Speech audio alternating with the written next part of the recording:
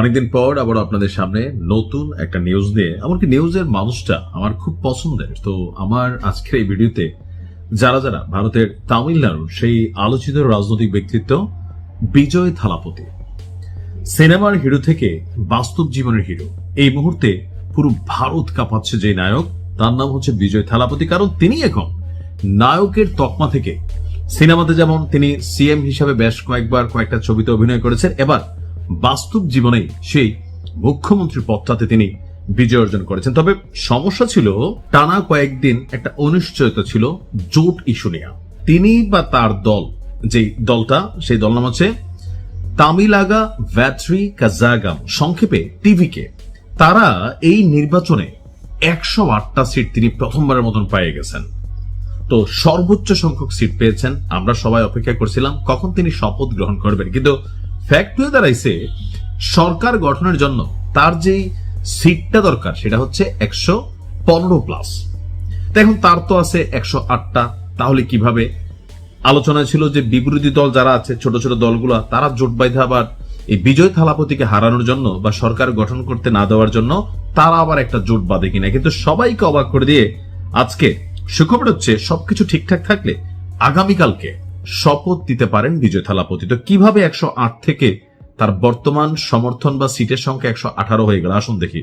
তার দল টিভিকে দাবি করছে যে তারা 118 জন বিধায়ক অর্থাৎ এমএলএর সমর্থন পেয়েছেন, যা সরকার গঠনের জন্য প্রয়োজনীয়ত যেটা প্রয়োজন তার চেয়েও কিছুটা বেশি। ভারতীয় গণমাধ্যম এনডিটিভি বলছে যে আজকে অর্থাৎ শুক্রবার 8ই মে সন্ধ্যায় তামিলনাড়ুর গভর্নর আরবি আর্লেকারের সঙ্গে একটা বৈঠক করেছেন তিনি, এবং তিনি সেখানে সরকার গঠনের জন্য দাবি জানিয়েছেন। সবকিছু ঠিকঠাক থাকলে আগামীকাল তার শপথ হতে পারে।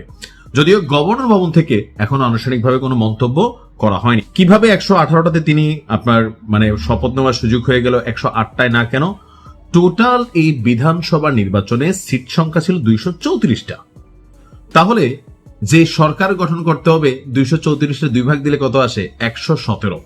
অর্থাৎ যে 118 পাবে সেই কিন্তু সরকার গঠন করতে পারবে। তো তিনি পাইছিলেন প্রথমে 108টা, এখন 10টা কিভাবে মিলাইলো আসুন দেখি। আমরা দেখলাম যে আপনার কংগ্রেস সহ ছোট দলগুলোকে তিনি সমর্থনে নিয়ে নিয়েছেন।